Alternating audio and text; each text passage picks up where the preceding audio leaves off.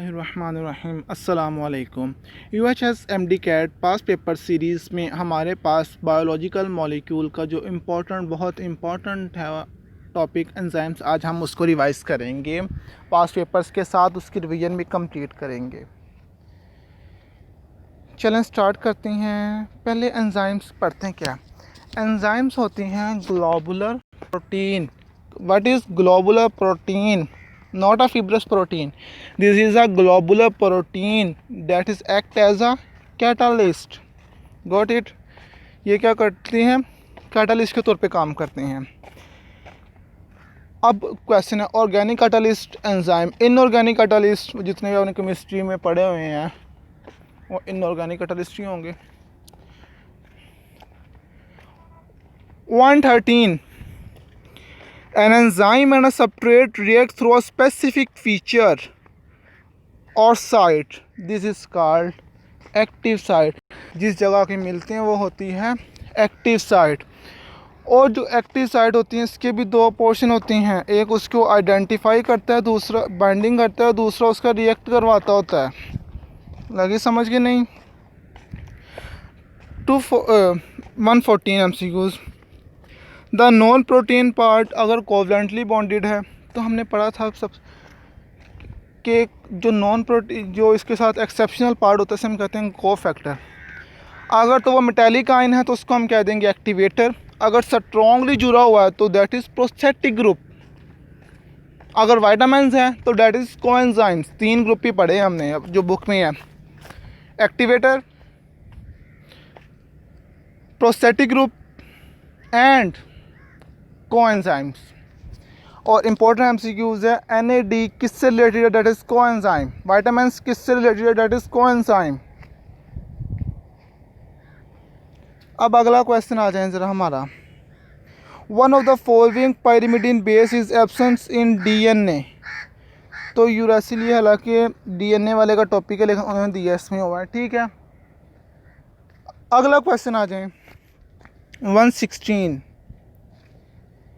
Enzymes increase the rate of reaction by decreasing activation energy.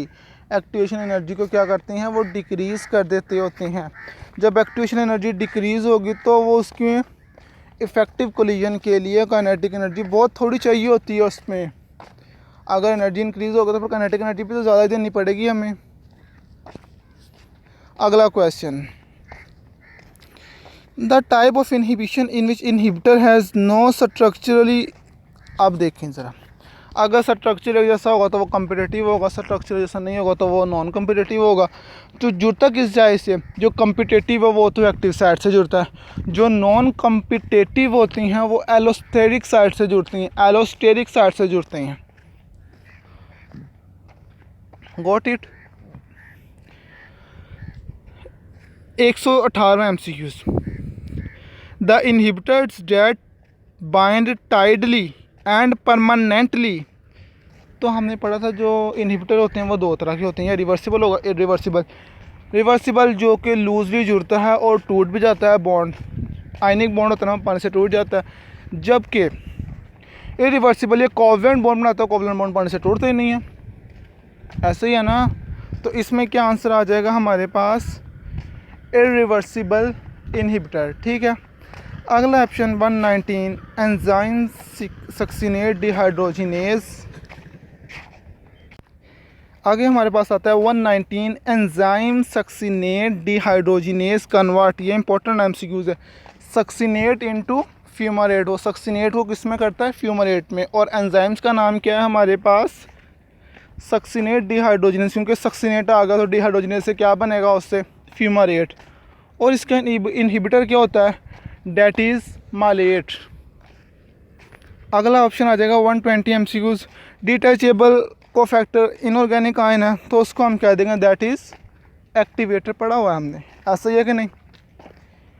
Cofactor की type भी पढ़ ली हमने, इनहिबिटर की टाइप्स भी पढ़ ली। जो अब हमारे आगे फैक्टर्स रह गया तो ये फैक्टर्स के बारे में 2-3 इन्फॉर्मेशन ले लें।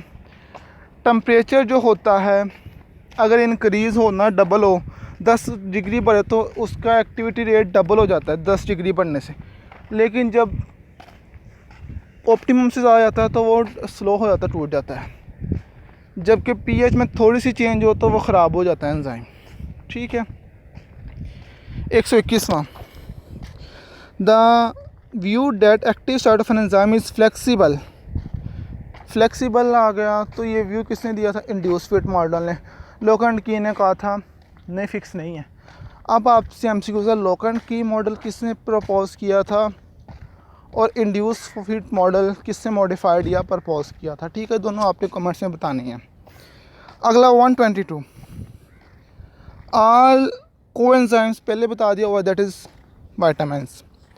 123, if cofactors covalently tightly bonding, बार आ रहा है कोवलेंटली या टाइटली बॉन्डिंग, और that is prosthetic group. Optimum pH value the working of pancreatic lipase is 9। सबसे ज़्यादा बेसिक कौन सा होता है? वो होता है लिवर आर्जिनेज एंजाइम, सबसे ज़्यादा बेसिक होता है। ठीक है। अगला आ गया 125, all coenzymes are derived from vitamins, पढ़ा हुआ है। 127, which of the following is ये पढ़ा हुआ है हमने। 128 भी पढ़ा हुआ है। 129, कौन सी स्ट्रक्चर होती है एंजाइम्स की? दैट इज़ टर्शियरी स्ट्रक्चर, बहुत इंपॉर्टेंट है। ग्लोबुलर प्रोटीन, लेकिन स्ट्रक्चर कौन सी होगी उसके अंदर? टर्शियरी। 130 भी पढ़ा हुआ है। 131, पेप्सिन की pH 2 होती है। ये था हमारा एंजाइम्स का चैप्टर या पास पेपर्स, जिसमें मैंने कोशिश की तकरीबन सारा रिवाइज हो जाए। आपने कमेंट्स में लाजमी बताना जो मैंने क्वेश्चन पूछे और आपको ये वीडियो कैसी लगी। नेक्स्ट वीडियो तक के लिए अल्लाह हाफिज़।